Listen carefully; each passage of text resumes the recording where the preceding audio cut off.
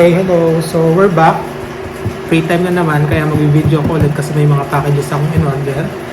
This time around, hindi siya Lazada. Hindi ako gumagamit ng Shopee. Yung bago ngayon, yung pangalan is Temu. Yan, makikita nyo dyan sa side na yan. Yung in-order ko, nagustuhan ko kasi, bracelet. Magkano lang siya? 200, tapos gold plated. Ang gaganda. So, ito yung una. Suot natin para maganda. Ito.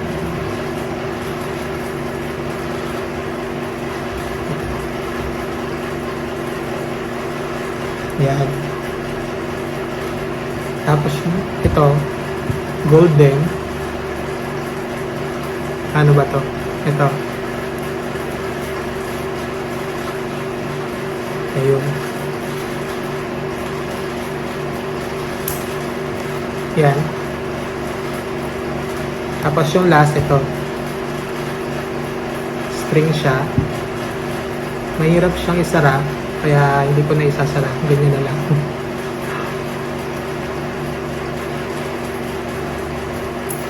Yan. Ganda, diba? See? Ayan. So, meron pang isa. Ito leather naman siya. Ayan, ganun lang. Ayan. Diba? Ang ganda. Tanggalin na natin.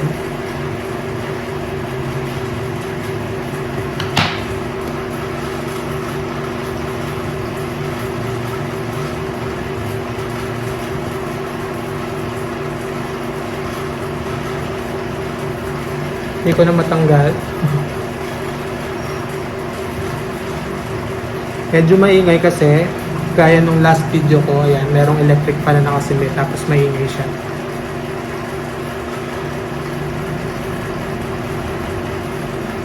Ayan. Sana.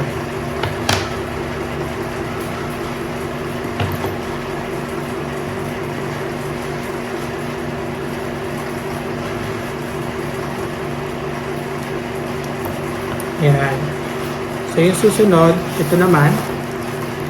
Kunin ko lang yung gunting. A few moments later. Ito naman, perfume, pabango. So, dinamihan ko na yung bili kasi biglang mawala yung shop na pagbibilhan. Tapos, kaya naman biglang magtaas yung price. Kaya bumili na ako ng marami.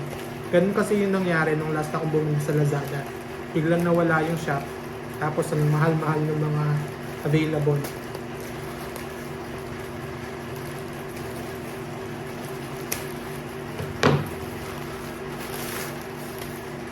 Siya, medyo mabigat.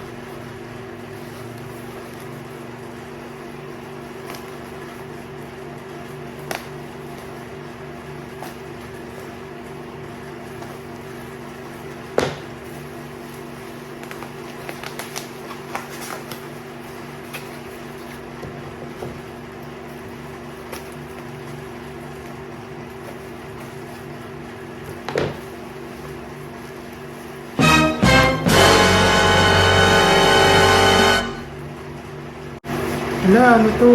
Mali yung binigay. So, ito yung una. Ang in-order ko is Dior. Parang hindi Dior to. Anyway, ito yung una. Ito rin. Hindi siya Dior.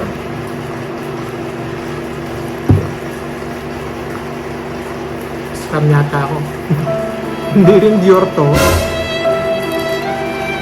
Kahit yung Lacoste, wala. Hindi rin Dior to.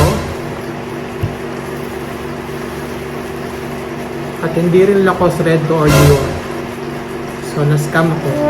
Music yan. Anyway, ano ba to? Chat ko yung yung pinagbilan ko para makita, matanong bakit ganito. Though 5 items naman siya, yun lang, hindi ito yung in-order ko. Hindi ko alam kung dapat kong buksan to. I-picturean ko na lang. Sandali.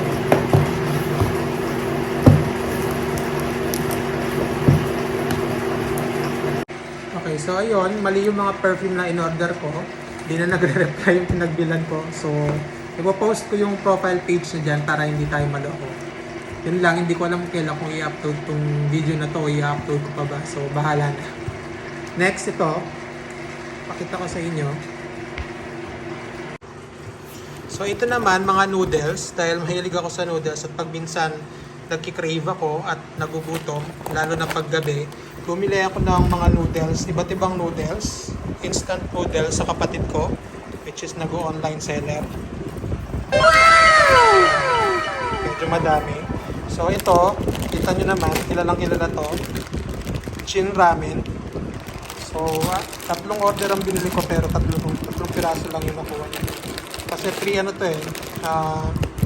Magkano kasi? 100 yata per 3 pieces. So, ayan. Tapos meron tayong bulgogi. Ito, lasang medyo may tamis. May para